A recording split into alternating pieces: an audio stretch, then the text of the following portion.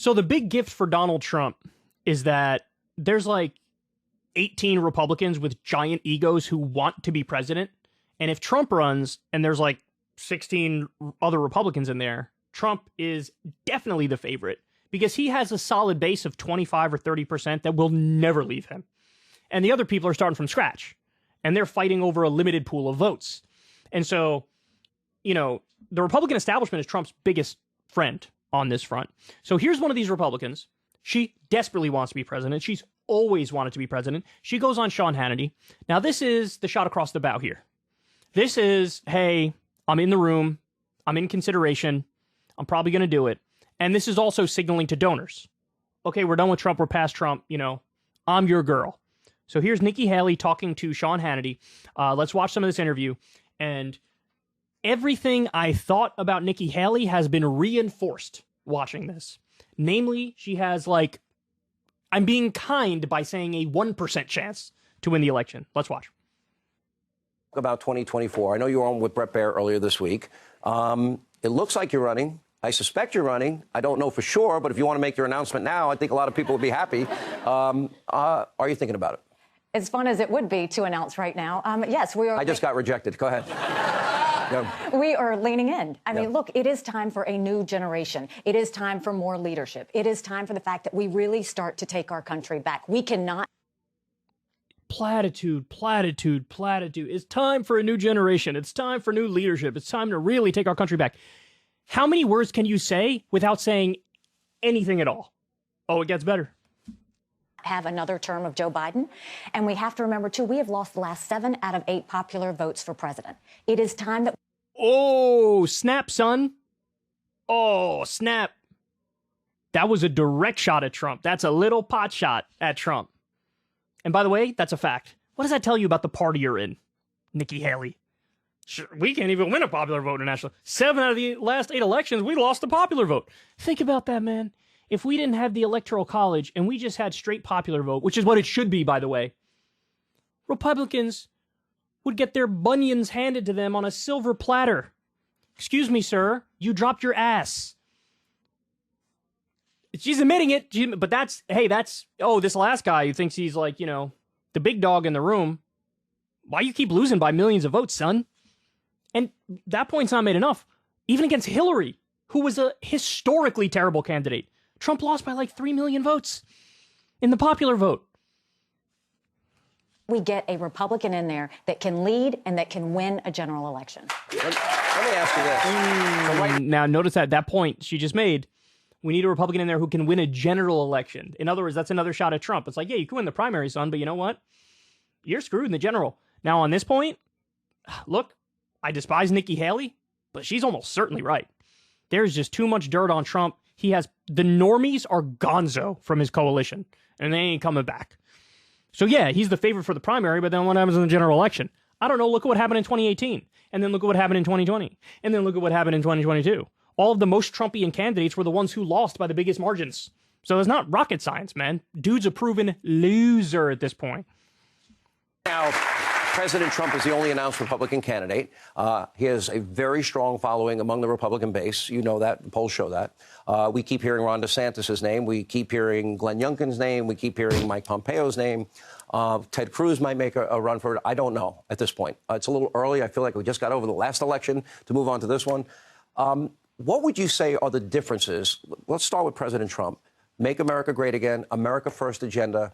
What policy differences do you have with him? Okay, this will be the first and last time you ever hear these words come out of my mouth on this show, but props to Sean Hannity. That was a good question. Hell just froze over as I said that. I don't know if I've ever given Sean Hannity any credit at all on this show. But look, that's the exact right question to ask. Look how she handles it. Well, I had a great working relationship with him. I consider him a friend. Most of the policies that he did, I totally agree with. There's going to be other Republicans in the race. Most of them are my friends. Let the best woman win. I mean, that's the way I look at it.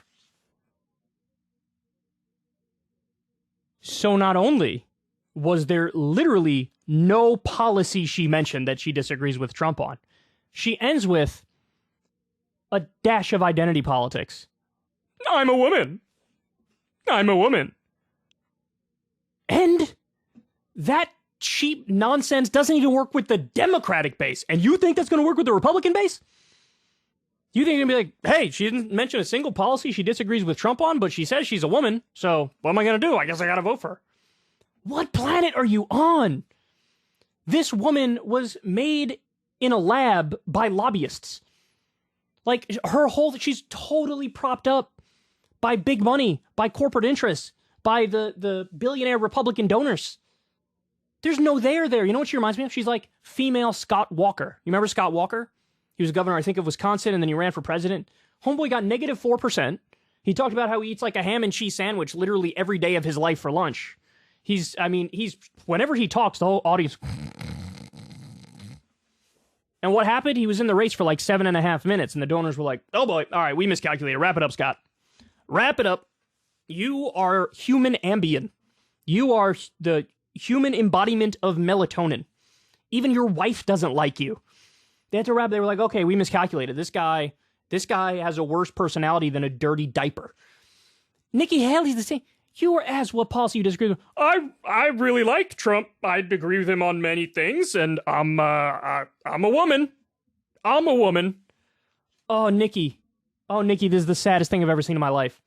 It's amazing. She got her head massively gassed up at these cocktail parties that she goes to with other big money Republicans, and she sincerely believes, like, no, I'm going to be the one.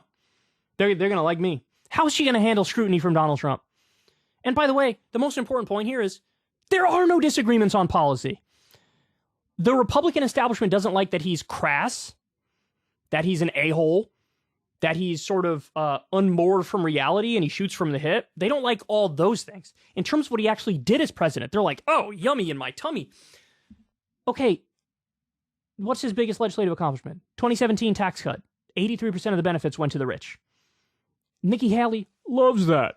Loves it. Nikki Haley loves the deregulation. Nikki Haley loves the endless war.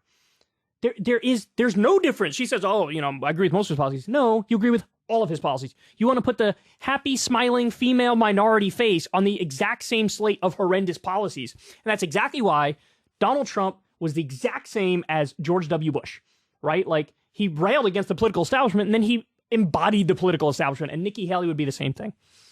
So what a terrible answer. Oh my God, Nikki. It's amazing. Sometimes I think like, hey, am I wrong about this or that? And then, a clip will come along where you watch it and you're like, no, I should have never doubted myself for even a split second. Good luck. Let me know how that works out in the Republican primary. I'm a woman. Congratulations. Enjoy that 1% you end up getting in the vote. Ever since Adpocalypse, when YouTube defunded all independent news and politics overnight, we haven't trusted them. We know they can pull the rug out from underneath us at any time. If you enjoy this content, please consider tipping $1 or $2 per month on the Secular Talk Patreon. Link in the video description box below. Thanks for your support.